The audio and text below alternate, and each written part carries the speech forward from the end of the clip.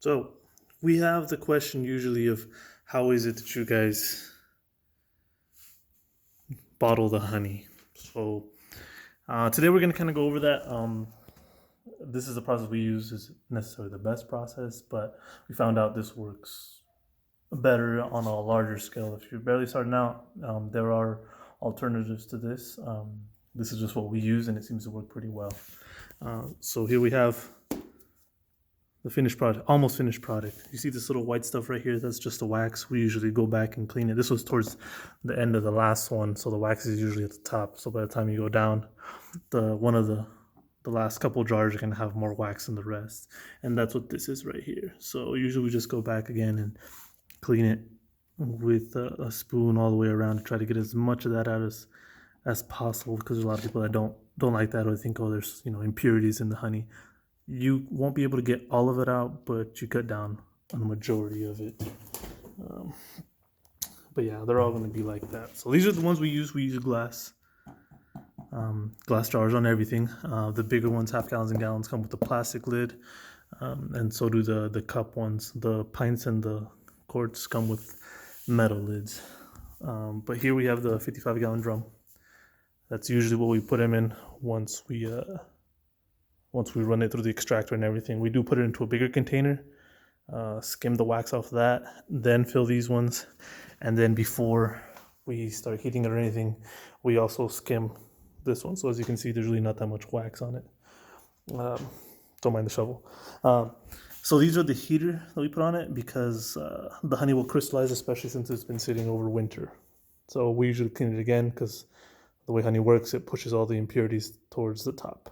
So we usually scrape about 1 to 2 millimeters of the top off, and that'll get most of the wax out of there. And we heat it up using these barrel heaters.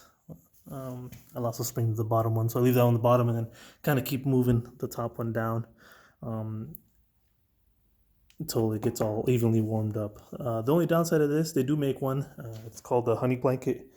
It goes completely over the drum, but it costs like close to like $700, and I personally couldn't justify the expense of that. So these ones cost me about $50 a piece on Amazon, and they were great. They're for metal. You do not want to use them on plastic; they will melt it. And then also got this, the honey filler. It's also metal. Ran me about like $110. I like this one over the plastic one because the plastic one only came in the 5-gallon one. This one I believe is 15, and as you can see, it holds quite a bit of weight. I usually just warm it up with this, put it in here, and it makes it much easier. Especially because when it's crystallized, I mean, you can fill it still. It's just more steps in the process, so this kind of streamlines it. I put the bag there, so all of this that you see on the bag is not on the floor because you know how it is. Less cleanup, the better. Now, for the shovel, this one, since you are just heating the outside, the inside will still be a little bit more solid than what's on the rim of it. So I have this shovel here. This one we use just for this. Bought it at Harbor Freight, probably a couple bucks, but it's only used to move the honey, nothing else, because you don't want to cross-contaminate. But as you see, it's still a little stiff down there, and that's why it can still stand up. And I'll put it towards the edge. See how it looks a little cloudier? It's a little bit more crystallized. And right here, it won't. So basically with this one, you just kind of have to stir it to get the hard parts out of the middle, to get them to start melting. You poke and twist, and then keep working your way down. You want to push it towards the edges because the edges is where the heat's coming from. Now, you don't want to put it on too high because you can burn the honey. It'll turn it kind of black. It won't really affect the taste, but it kills, the good nutrients that it has in it if you overheat it. If you are using these metal drums, just be careful that you don't scrape it. This red stuff is food grade paint, and if you scrape it up a bunch, it can start rusting, and then you contaminate all the honey, and it's no good. The honey will actually start to get kind of like a metallic flavor.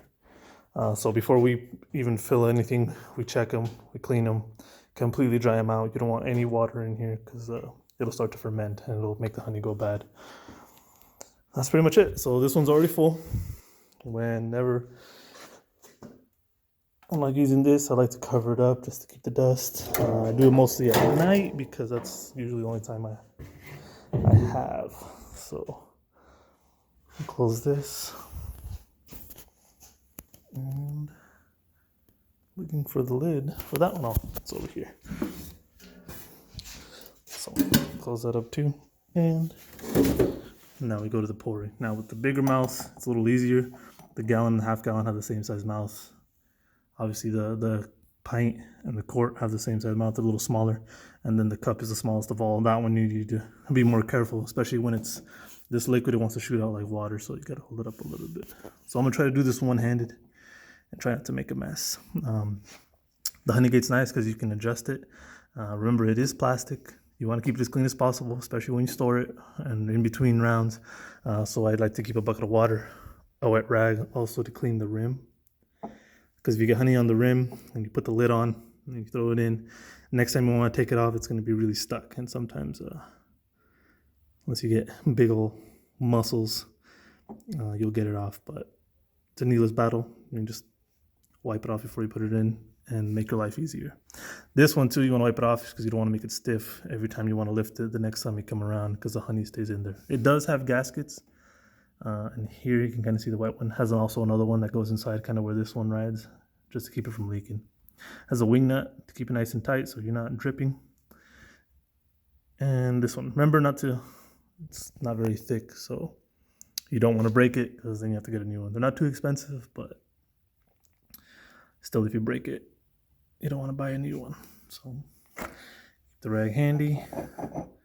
I usually lift it up when I'm filling it, but since I'm doing it one-handed, you're gonna have to guess. I just use an old B-box, lay it on its side so I have enough room. It's good enough for the gallons. They'll slide just under it. So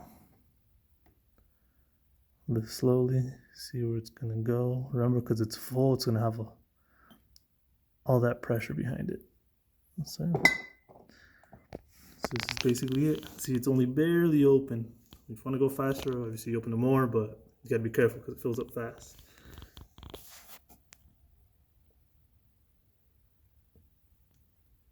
I usually fill it up until the neck.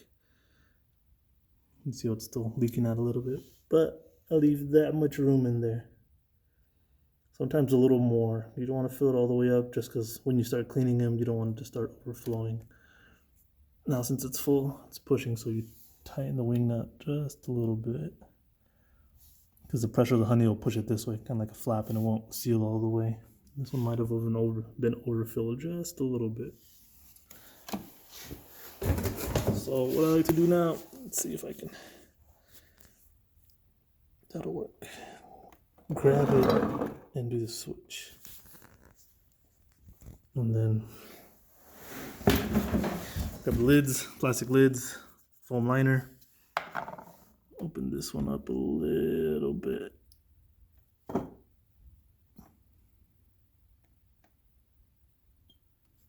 And while that one's filling up, seal this one. So you don't want any dirt or anything else getting in there while this one fills up.